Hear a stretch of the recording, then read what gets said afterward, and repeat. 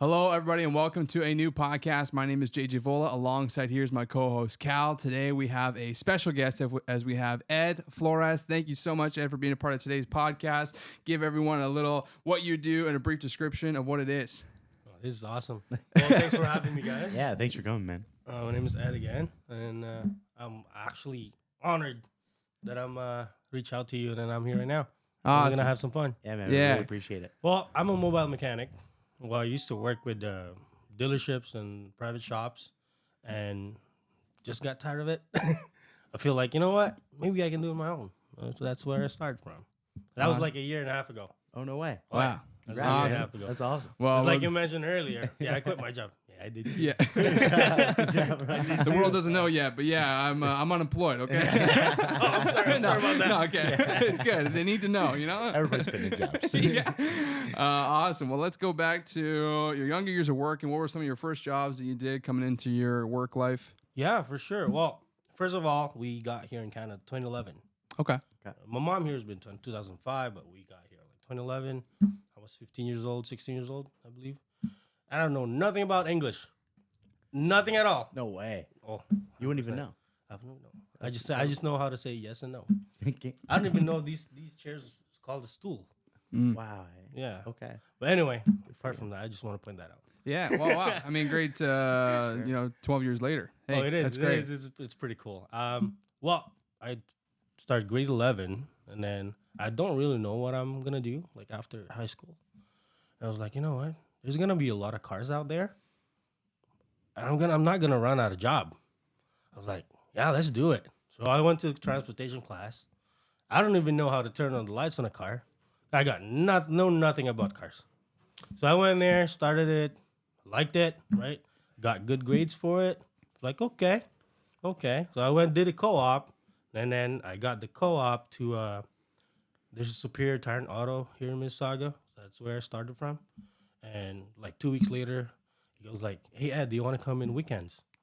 Just do tires. I was like, oh, okay. You guys paying me? Yeah, we're gonna pay you. Cool. So I'm a co-op kid getting paid as a tire installer at that shop. Yeah. So that's where I started my journey as a mechanic. Wow. And from that time on, I finished the high school, and then unfortunately they couldn't assign me for apprenticeship. So I went somewhere else, right? And I went to this police vehicle.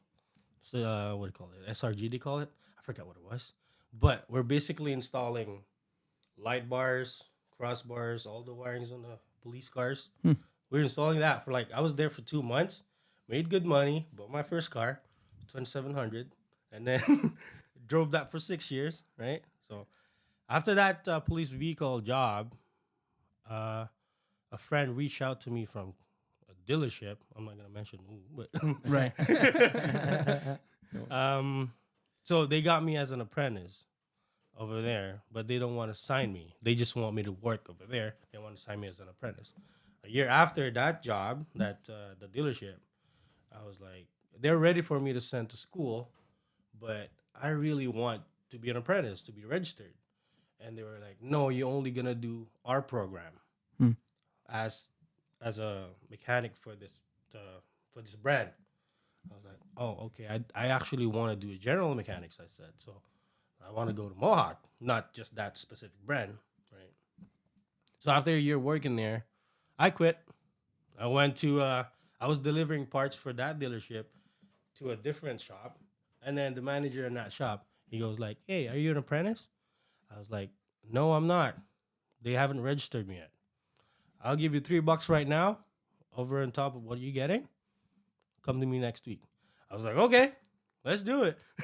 No Yeah. way. So Yeah. was that because he saw like a really good work ethic in you or something like that, or do you think he just kind of needed guys and he's like, man, this guy seems reliable, let's hook him up, sort of thing? Or Probably, but well, the way I approach too, it's like, hey, how you doing? Good morning, man. How you doing? Right? It's like lively type of thing. happy-go-lucky, Basically. positive attitude, all that kind of stuff. I'm trying, yeah. Yeah. But yeah, he offered me the job over there, and then 2 weeks later, he saw me how I work. He literally signed me up on an apprenticeship. I stayed there for 4 years. I completed my second year apprenticeship over there. and then I feel like I'm not moving forward. So I moved again, and then I completed my apprenticeship at another dealership. So that's where I got my license, and it was smooth sailing from there. So what year did you finish Mohawk College? That's a good question. I think 2015, 2016. Okay, so you just come back from 2011, Yeah. and then 4 years later, wow, did Yeah, the 2016 around there. Yeah, possibly 2016. Because Now- I didn't graduate. I didn't go to the graduation because I didn't know that there is one. Oh way. okay, Yeah, because it's an apprenticeship, right? You only go there like 2 weeks. 2 months every year, and then you go to 10 months working at the job at the dealership. Right. So yeah, they call it a block program. Okay. So I believe it's 2016 or 2017 around that area. Okay. right. And what was that experience like going to college and doing the internship? Like for anyone that wants to get into like be a mechanic and all that. Oh, kind of yeah, stuff? no, Like, Especially even learning English at the same time. Oh, it was awesome. Yeah. Okay. Well, I learned my English in actually an automotive shop, not in Okay. school. Oh, Because I threw myself on the den of wolf. That's basically what I did, and then that's where I learned how to speak like conversational. I mean, I can write an essay, but not as great as the English majors and stuff. Sure. You know what I mean? You know We don't need what I that mean? anymore. We got Yeah. ChatGPT, baby. Oh my goodness, that's scary. At that time, me and my mom and my sister is renting an apartment, right? And I can't afford go to school like full time and pay my tuition fee and stuff like that. I don't have money to do so. And then so apprenticeship program helps you to do that. So basically, apprenticeship, if you're doing a first year apprentice, they're paying your employer paying you, and then you don't need to pay your tuition fee for school. Right? You're probably gonna not probably, but you will pay a registration fee for like $500, and that's basically it. And then if you pass the level 1, you will get $1,000 back from the government. Oh wow. So it's basically free. Okay. So safe to say that my schooling, I didn't spend any dime. You almost got money. You almost made money. I mean, yeah, exactly, yeah. Okay. Because they give you grants. Like if you pass first year apprentice, like for that 2 months program in school, and then you apply that to Ontario College of Trades, it's they're gonna give you $1,000 back. So that's what I did, like from level 1, level 2, level 3. They're not gonna give you anything, but if you pass your Red Seal exam, they give you $2,000 back. Wow. Okay. So Yeah. yeah, so I didn't actually spend money on my schooling. So I didn't do OSAP, nothing. So that alone, while I'm working at the shop, getting paid, and I'm doing my school, I'm still paying my rent to my mom, right? So if you're in tight of budget going to school, trade school, skill trades, it's way to go because you get free education. Well, not technically free, but sort of. Right. But yeah, it's Yeah, you get to work, and then you take 2 months. Because I actually, before me being in car sales and sales in general, Yeah. I was a apprentice mechanic Nice.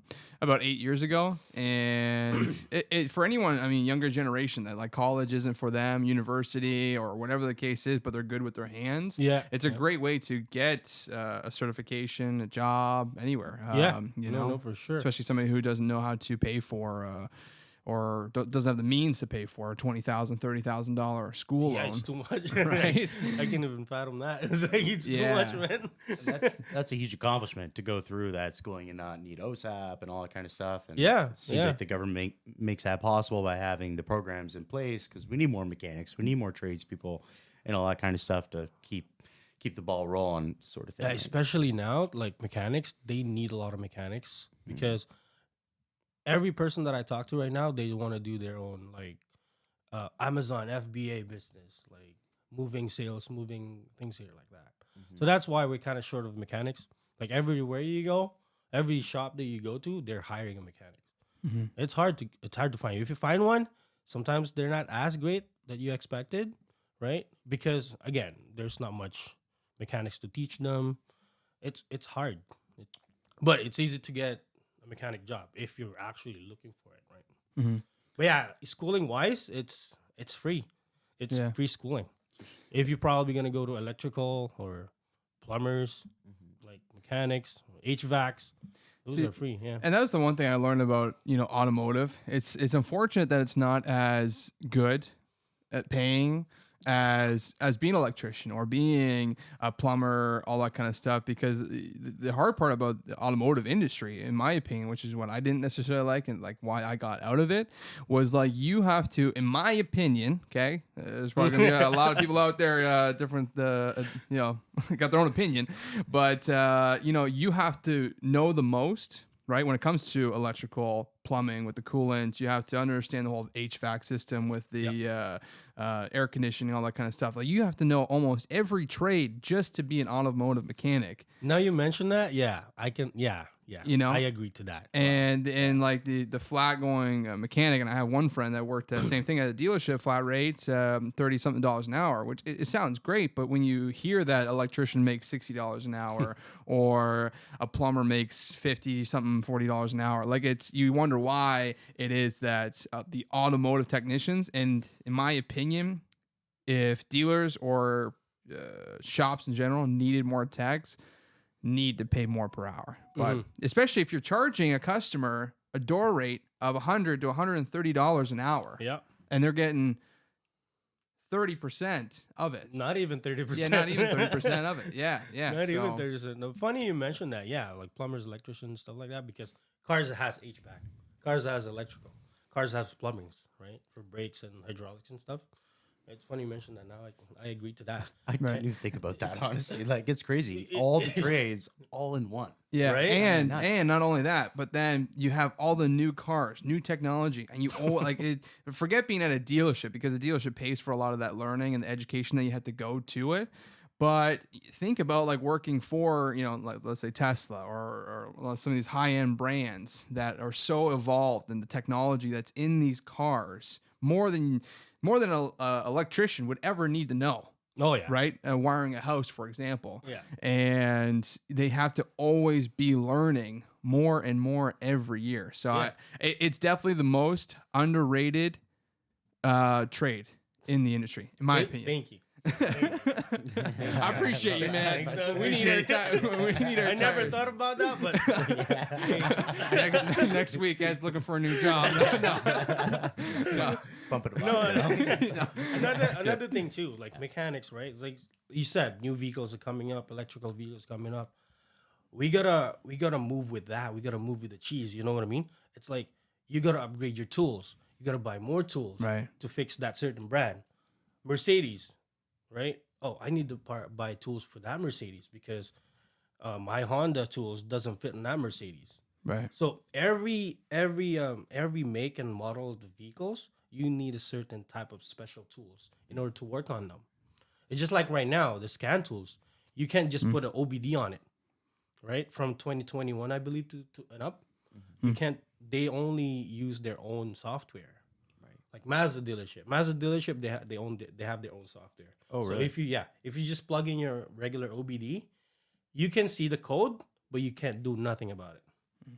Yeah, you can't even delete it. Yeah, and as far as I know, I'm not sure. And some of those computers, like if you had to have your own shop, or let's say you left working for a shop, to buy one of those tools that you would need to fix that problem can be anywhere from $5,000 to $10,000, if not easy. even more. Easy Nowadays, anyway.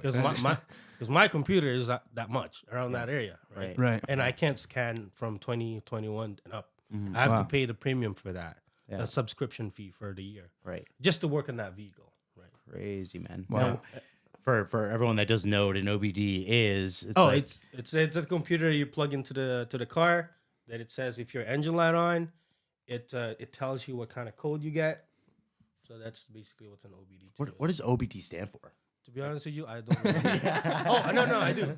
Onboard diagnostic. There you go. Yeah. We got some trivial questions.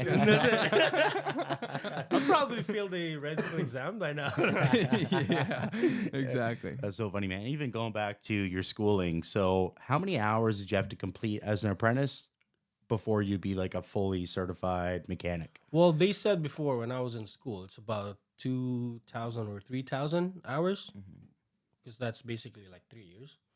I'm not really sure. Yeah. But when I did it, because after high school, I probably worked at the shop like for a year, right? And then so because of that, I'm building my hours, building my hours, and then when I graduated, not graduated, but when I finished level 3, I waited another year for me to write the exam. Okay. So when I went to the ministry with my book all signed, because they have to sign all that, what do you call it, CFQ book? I forgot what it was. Okay. But yeah, you give that to them, and then they said, "Oh yeah, it's complete." And then, okay, you can write the exam. So hours wise, I'm not really sure if they actually looking into that. Sure. Okay. Maybe it's more by years sort of thing, but Maybe before they did, but on my time, they just look at my book that they're all signed already. okay. Those signs that I'm talking about are, let's say, if you did an engine job, and your supervisor is gonna sign that because, oh yeah, he did that. I'm backing that up. Yeah, I'm a witness that he did that. Right. So let's say brake job. Yeah, he did that. He experienced that already. So there's like hundreds of questions, hundreds of tasks in that book that needs to get signed before you can write your exam. Got it. Okay. So that's the apprenticeship book that they call it. Okay. Okay. And then you give that to them, get you the red seal examination. Yeah, because I remember even when I went to when I was an apprentice, that if you had enough hours, like let's say you didn't do any schooling, you worked there for 3-4 years at a shop, you could Challenge it. challenge the test. Yeah, I think you only get one shot to do it or whatever the case is, Yeah. but it was a good example because I remember one guy that was in my class at that time. He was in the industry for 6 years, right? And then everyone just asked him, like, why are you here? You should know more than what you've learned on the field, right? But sometimes it gets so technical because I know that test is not easy. Yeah, right? I've had friends that have failed it multiple times. I failed it once. Yeah. I failed it once. Oh, that's good. By one question. Oh, my Oh, no goodness, way. wow. Yeah, I failed it Jesus. once. Because what is it, 70%? It was 70%. Yeah. And I was 69%. Literally. I had It's one either friend. one or two questions. Wow. Yeah, I had one friend that was 65 the first time, then he was 68%, and then 69 the third time, and then he got it the fourth time. But Yeah, that's a good thing about it because you can repeatedly take it. Yeah. Right. But then again, it's evolving every time. Right. It's not like the same. Yeah, true. right? Especially now, electrical vehicles are coming up, so there's gonna be more different questions like before. So that's why when I said if I do the right exam right now, probably I'm 50% sure that I'm probably gonna fail that Right. because right. So that's that. Did you have to do any like test prep for that test? You or- can, yeah. There's a test prep that you can reach to, let's say, Mohawk or Centennial College, but there are some private people, private shop that can actually offer that. That's another thing too. Like if I get my big shop, I'm probably gonna offer that. When you get your big shot. Yeah. That's right. I'll work on myself for Yeah. now. That's right. It's something to look forward. 100%, man. 100%. And let's talk about that journey because like that was obviously the next transition for you to leave Oh yeah, a yeah. work the shop, and then let's talk about what you're doing today. Like No, for sure. What am I doing today? So I'm basically a heavy equipment mechanic, but not licensed heavy equipment. But I'm doing forklift repairs. Okay. So our license actually covers that as well. So I'm actually thankful for that. Oh, I didn't know that. Yeah, Like just like regular forklifts. yeah, Huh. yeah. And a lot of big companies hiring 310S, like our license, my license, Yeah. that wanted to do forklift mechanics. They have their own license, but it's not mandatory right now. Probably they will do it eventually, but as of right now, it's not mandatory. You don't need to get that red seal license for forklift to work on them. But you need to get the propane license. You need to get the fuel license, right? The natural gas license. Right. You're gonna need to get that in order to work on them. Because if you don't know how to handle propane and natural gas, it could go bad. Right. It could literally, if you like loosen the fuel line on the propane and you accidentally touch that fuel, it could actually frostbite your hand. Right. That's how cold they are. Wow. Yeah. Wow. It's scary. Yeah. One time I forgot about it. I didn't put my gloves on and I disconnect the line and there's some residual propane in there. Yeah. It like shot through my hand like here. It's numb for like good 5 minutes. Wow. It was scary. It's crazy, man. Huh. I used to It be a was scary. Zamboni driver, and we had to change the propane tanks out, and we had to use gloves every time. And That's why you have to use gloves. Yeah, it's crazy, man. How fast that freeze your hand. It will. It's nuts. Wow, It's so cold. didn't know that. It's scary. Yeah, jeez. And then propane too, it's like stays right here at the bottom. It doesn't evaporate, right? Yeah. So that's why they put that scent, like that Oh, the smell. egg, the propane smell. Yeah. Technically, propane itself, as natural, it's not scented. There's no smell on it. Wow. So they put that scent on it just for everybody because it's in the bottom. It doesn't go up. It's because it's heavier than the air, right? So it just stays at the bottom. And then if there's no scent on it, you wouldn't know that there's a propane in there. You're probably inhaling it right now or so. But if there's a scent in there, like there's a smell, right? You'll know that there's a propane in the area, so you can actually evacuate or maybe air the place out just to get rid of that. So that's why they put the smell of that propane. Even just barbecues too. Like when you're setting up a barbecue, like you get that subtle, like of the gas and that's not. It's on, right? yeah. It's not supposed to be there, right? Yeah. But obviously they do that purposely, so you know that it's running, right? But it's there.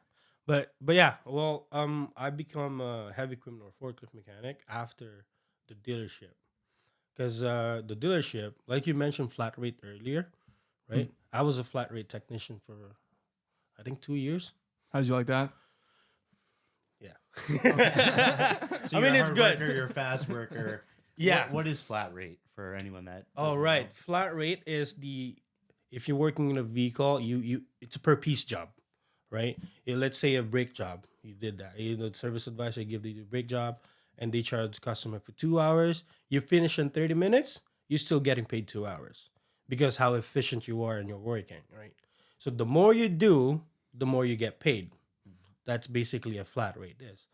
But there's a gray area in there. I mean, it's good. You make good money in there. But if they give you a electrical diagnosis, which is possibly your forte in sense, right? And then you're gonna spend at least 2 hours, 3 hours diagnosing that electrical component, and you're only getting paid 1 hour for that. So that's why we lose our shirts sometimes. So and that happened to me, right? I'm getting all the warranty work, and I'm only getting 0.2 of an hour. 0.2. So there was a time I made 2 hours in 2 days. And I'm all there. I'm there at that dealership for 2 days. So it's good if you're doing brakes, if you're doing tires, if you're doing suspension work, mechanical works. It's good. It's great because you can replace components and put them back. Easy, fast, right? That's where you make the money the most. But when diagnosing stuff like electrical diagnosis, it's different. Right. So that's why I left that dealership as well, because I'm getting greedy. Or you're gonna get greedy as well. Yeah. I didn't like about that aspect because sure, there's one day I made 18 hours, right? And that's good. That's a really, really good day, 18 hours. And then I get greedy. If another mechanic get job, I get so salty about it. I was like, oh, I'm not doing anything. Why did he get the job? Mm-hmm. I hated that. That was going on for like months. Yeah. I hated that about myself. Mm-hmm. And then I spoke to my manager. He's a good friend of mine. I still talk to them. They're great. I go there every single time. Right. Every time they're my friends too. They didn't do anything wrong, but it was my problem. It was like personal preference because I do not like flat rate system. Yeah, it's funny you say that because again, to the same point of my friends working in the industry, you get those great weeks, days, or whatever months, whatever the case is, that you're doing those exact jobs you're saying, brakes, tires, or whatever the case is, and you're banking so much time for the amount of work that you're actually putting into it. But then you start getting jobs like, diagnosing a ticking noise in an engine or this and that, and then working for a dealership where it's under warranty and they're giving you a half an hour for a 3-hour job, right? You're only getting paid for that half an hour. Right? It's not even a 3-hour job too. It's like, it's set. It's like the amount of time you put into it, they're only going to pay you the set amount of time, the labor rate from Mazda itself. Yeah.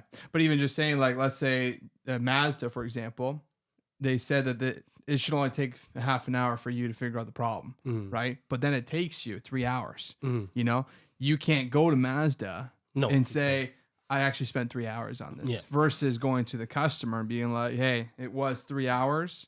I need you to pay for that. Yeah. Or whatever the case is, right? Because I remember one of my biggest things that my friend would always say was, and I worked at a dealership too with sales, and I was a service advisor.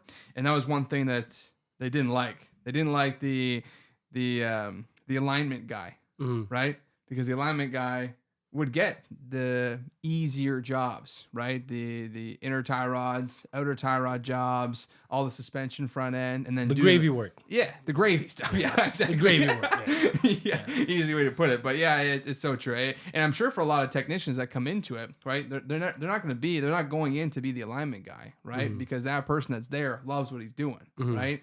And you're the guy who has to learn the trade, and they're giving you all these jobs that you're investing so much time to learn, but you're not getting paid for it if you're flat rate. But sometimes too, it's a technician's problem as well, right?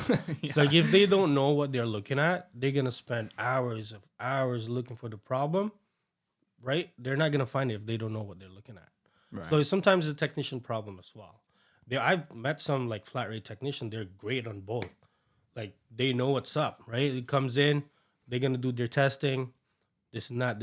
Okay, that's the problem, and that's 1 hour diagnosis for them. They do it for 30 minutes because they've done it multiple times. They know what's wrong with it. They know where to point at, right? Versus the new mechanics or new technicians like myself at that time. I just got my license and then get your flat rate. At that time, like, what's it called? Yeah, it depends on the technician too and how skillful they are. So on their defense, but it's on the technician problem as well, not just the dealership or the flat rate system. But then again, by saying that, it's just like flat rate technician. I can say this: I hate flat rates. As a flat rate technician, I hate flat rate system. I don't like it at all. First of all, I feel like I'm rushing all the time. Right, and I feel like, well, sure, I'll do good. I'll try to make my best to do good, but I'm rushing all the time because I want to get rid of that car, fix that car, get the next one, so you get more paid, right? Yeah. And then, what was I saying? Just how much you hate flat rate. Yeah. Okay. That yeah. That one. I'm paying attention. I just want to see if you guys paying attention. Not gonna lie, sometimes we do have ADHD, and we we have to come back to the conversation like, what are we talking about again? No, again, like I try my best to finish that as fast as I can. Sometimes I misstep. Sometimes I forgot to tie the bolt. It could happen anytime, right? And then also for me too, I'd like to teach as well, like apprentices. So when I was a flat rate tech, I tend to teach less the apprentices. Like versus if let's say if I'm a technician, I'm working right there, and then apprenticeship comes up, and they ask questions because they do ask questions a lot, right? Yeah. Which is that's okay for me because I like to teach the way I know, what I know too. Like I'm not gonna teach something that I don't know, right? Yeah. They ask questions, so for sure you're just gonna like, okay, stand for a minute, right? Explain them what you're doing, and teach them if you do this, it will do that. If you see this number, it will do that. It takes time. So when I was flat rate, apprentice comes up, they ask question. I was like, oh, man, I gotta explain this to you again. I gotta teach you what am I doing right now. I just want to finish this job so I can finish this and get to the next one. Yeah. Now you're costing me money, right? Essentially, Basically, and then and that made me like greedy. I felt greedy at that time. Yeah. It was my problem. It's not the dealership problem. It was my problem. Right. Because I'm getting used to get fed of like hours, like works, breaks, safety, speedy ice, right? Those are making money jobs. And then there was a time that I didn't get some of those. I got so mad. I hated it. I hated myself. My wife, she goes like, whenever time I go home, I kind of piss because I didn't make enough. It's that kind of stuff. So I hated it. I told my manager, hey man, do you want to put me on hourly? I do all the warranties. I do all the electrical. teach the apprentice for what I know. I do everything. Put me hourly, I'm gonna stay. So they didn't want to. So I was like, and then it's like, okay, and then I guess, and I found heavy equipment work. So I applied that Indeed as a heavy equipment mechanic, and I told them, like, I don't have any experience with heavy equipment, but I'm willing to learn. So I have an interview. It was a great interview. We went in the field, fixed an excavator. It was awesome. I was hooked. I was hooked, man. I was like, when do you want to start? He asked. And I was like, you want me to start tomorrow? He was like, no, give yourself 2 weeks. Yeah, I'm gonna get my dealership 2 weeks. So that's when I started heavy equipment. It was a fun journey until now, and then I'm still doing it. Yeah, pretty that was one of my questions. I was like, so why did you get into heavy equipment? You know, doing forklifts and all that kind of stuff. And what kind of drew you to that? You know, like what is it about working on that stuff that fires you up? Like you were just fired up right there. You're like, I'm hooked. I need to work on this stuff. You know, and it's no, because well, first of all, my granddad, he was a mechanic in Saudi Arabia too. He was a diesel mechanic, but I didn't know because I didn't see him working, right? But I always have like in my mind, I was like, oh, those mechanics and excavators, heavy equipment, like they're cool, they're awesome. They're wearing hard hat, dirt in their what do you call that, coveralls, right? I want to be like that. Yeah. So and then that's why I'm done with the dealership. Like I love those guys. Just don't get me wrong, I love those guys. I still go there. Anyway, so and then I got an interview at the heavy equipment place, which I do a subcontract right now. They do me as a subcontractor because I left there too. Right. Okay. Oh man, call fast. Hey, the easiest part to get a raise is to get a new job. You know. What's it called? Yeah, I love it. And then so I got hired there. Worked there for like at least 8 months, I believe. So it was nice. They taught me well, like how to write descriptions and all. It was fun. It was a fun experience to work on those heavy equipments. Sure. I met a lot of people, and from that time on, I was a mobile at that time. So they gave like after 2 or 3 months of working with them, they probably saw my potential for me going into mobile. Right. So they gave me my own truck. So I was servicing equipments in Dundalk area, Harrison, and Port Colborne, anywhere, right? Newmarket, right? So it was fun. So that's where I get my mobile mechanic thinking, I guess. Now, what is mobile, tire, and auto? Oh yeah, you're right. You're right. I forgot about that. Well, it's a mobile mechanic hybrid of a forklift and cars. And now, is it your business? It's my business. Yes. Yeah. There you go. Yeah. It's my business that we started a year and a half ago. Right. So that's when I quit that heavy equipment job. Yeah. Right. Oh no, actually no. After I quit that, I went to a different shop, and then I quit there. Gotcha. Okay. Yeah. And then at some point you were like, you know what? I am a hardworking guy. I believe in myself, all that kind of stuff. And how did you think about being an entrepreneur, about being a business owner? Like, how did that kind of come? I think it's always at the back of my head that what if I do my own, right? Because I keep quitting jobs. Like, what am I doing? So and the wife said, like, why can't we start our own? Like, oh, okay. So I want to try that, like even way before I do side jobs here and there. And then I'm just saying to myself, like, yeah, maybe one day I'll have a shop. I'm not really a business person. That's what I said before. Until now, I'm not really. Like, I'm just like going with the flow, right?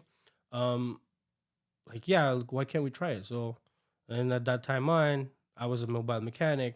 Like, why can't we do a mobile? Especially when COVID hits, not many people goes to the shop, right? They don't want to drive. A lot of people work from home, right? So that's when we thought about mobile mechanic business. So, because a lot of people work from home.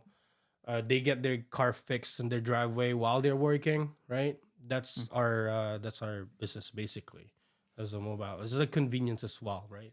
Like you don't need to You don't need to go to a shop and wait probably 2-3 hours minimum to get your cars fixed, right? You can just sit on your couch, watch TV, do whatever you want in your house while your car is being fixed. Right. So that's where we at. And what are all the services that you offer? Services we offer is basically everything in a car, but not engine replacement, transmission replacement, transmission flush. We don't do that because they're very specific, especially newer vehicles. They're very specific on their fluid. Like I don't want to deal with that. Tires, we sell a lot of tires, and now I'm looking to get like more fleet customers for forklifts. Okay. So so that's where I'm working at right now.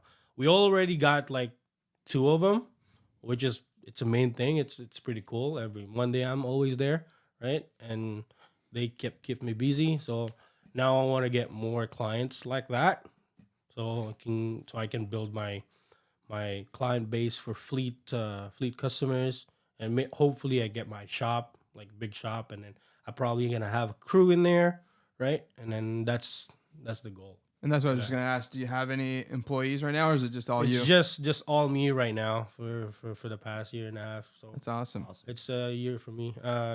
Yeah, just me for now. Cool. Doing all the books, doing all the bookkeeping, And your the wife. sales. Your wife helps you, or I try not to what do you call that? I try not to bring her because sure. she has so much on her plate because she's a nurse, Yeah. right? Okay. Oh wow. And she works 12 hours almost every day, and then I don't want to I don't want to like stress her out because you didn't do the books, you didn't do this, you didn't do that. No, I don't want to stress her out. Sure, Like that. sure. Right. So as of right now, I can do it still, right? If I'm not able to, I'm probably gonna reach out some professionals. But as of right now, I'm sole only. I'm the only one who's operating everything one man show for now. I can still do it. So maybe when we get an employee, that's probably when we're gonna branch out. But as of right now, I'm the only one. Good for you, man. And what about That's what do you love about what you do? Oh, what I love I do? I like to speak to the customers a lot. Right. Like, let's say it's just funny because every time I fix a car, a customer's right there watching me, and I always talk. Like if I talk, I can't stop. It's bad. That's when I first learned how to speak English, and then I can't stop right now, right? Some stuff like that because I talk too much. Anyway, That's a good thing, especially in customer service. I think so. Yeah. I think so. Well, the customer loves it, Yeah. right? Yeah. And then one thing I love about it too is like whenever time I fix something, let's say brakes, and they're watching, I explain it to them and showing what I'm doing, telling them what the process is being done when brakes is when I do brakes, and they appreciate that because they can see like how you work and how their cars are being fixed. They understand that, and I put that on my invoice as well, like pictures of before and after. They appreciate that, right? And the good feedback from them as well, right there and then on their driveway. Wow. Yeah, and then I like driving into places, right? Like sometimes I have most of my clients in Mississauga because I grew up in Mississauga. Well, most of my clients are there, and I have clients from Niagara region, from Waterdown. I'm all over the place. I like to drive, but not like around 3 p.m. to 4 p.m. QW going here. Yeah. Yeah. I'm like about that. I'm like about that. Need a helicopter at that time. So, Yeah. And I think that's the disconnect in the automotive industry is being like transparent with the customer and explaining things to them so they understand it, showing them the pictures, like and actually seeing something get done. I feel like people see their car going to a shop and they're like, what are they doing in there? What is the mischief going on in there, whatnot? It's the transparency as well. Because back in the dealership, your message as a mechanic to a customer get relayed to probably one or two person, and then the story or the description of what you're doing, it's kind of probably sugar coated when it gets to the customer. So there's a disconnection right there. Versus that's one thing too. I like to talk to my customers even when I was in the shop. I'd like to talk to my customer. This is what's the problem. This is what I found. This is the diagnosis. This is what you need, right? Yeah. So I like to talk to my customers. That's actually one of the I like about my job. That's funny because a lot of mechanics hate talking to customers, right? Not me. Yeah. But the amount of people that I've met that in the automotive industry, you know, whether it was technicians or other cases, you already are fixing the problem, which is the car, and then to have a customer then be the problem as well, right? And Yeah. from a dealership, I know why they had service advisors, but if they had got more guys like you that could come out and actually talk directly to the customer and not get that misinterpretation of, you know, this is what's wrong, all that kind of stuff, and feeling upsold on the services and all that kind of stuff. But we need more technicians like you, Ed. Okay? More happy-go-lucky. Dealership, please give me an offer. Another thing too, mind you, those some of the service, not all, but some of the service advisors, they're not mechanics. Yeah. They're not technicians, right? So sometimes they don't know if a technician's talking about. Let's say they're explaining something, and if the service advisor is not mechanically inclined, right? They're just like pushing papers. They don't know what you're talking about, and then as a mechanic, you trust that service advisor to sell the part or sell the job to the client, which she or he doesn't know what he's talking about. Right. Right. So that's the gray area as well too. The middleman. Yeah. Yeah. But most of service advisors so far, like where I used to work at, they're really good. Yeah, Good. They're really good.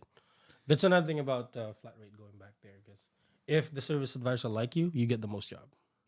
Right. Sure. I do know that. Now I know we're gonna end the podcast soon, and I really appreciate Ed you being on the show and telling us your story. One thing we like to finish everything off with is if you could give yourself 20-year-old advice, what would it be? 20-year-old advice: just have more fun. Yeah, have more fun. That's basically it, and then save money. Save money, buy yourself a house, but most likely have fun, whatever you're doing, and then keep at it. Be good at it. That's awesome. And do you have any goals for yourself 5 to 10 years from now? My goals for 5 to 10 years from now? Well, I want to have a crew at the shop, right? Like at least, like maybe it's not big shop, but not dealership like. But I will like my goal is to have like a crew that I can teach, that I can work with, that we can work together. So that's my goal. Unreal. Yeah. And then at least that way we get more opportunities to other people to learn the stuff, right? But we'll see. Everything changes anyway. But we're just going with the flow right now. For sure. Which is awesome. So it's good. So let's help Eddie get that job and build that team, guys. If you want to reach out to Eddie, what's the best way to reach you? Instagram is my mainly contact for customers. That's where I post. If you can reach me at Instagram, that's where I get my content, like all the stuff that I do. I post customers' cars in there, right? So if they let me. Yeah. What's your handle on Instagram? EA Mobile Tire and Auto _ Inc. Nice. There you go. It's right. Perfect. Bam! There we go. Bam! We'll make sure we put that in the description down below. And thank you so much, Eddie. That's awesome. Well, Ed, thank you for being on today's much. podcast. We really appreciate it. And if anybody's looking for any automotive repair, whether it's tires, brakes, you name it, Ed is going to be your guy in the Hamilton area. I'm sure he'll go to come see you in your driveway. Yep. But to everyone who's listening, thank you so much for listening on today's podcast. Hope you enjoyed it. If you do like it, please be sure to hit that like button and hit subscribe so you don't miss out on any future content. And be sure to click the link down below so you can see Eddie's Instagram page. So again, thank you everyone for watching. We'll catch you in the next one. Thank you. You guys are the best. That was great. That was great, man. Hey, dude. Unreal.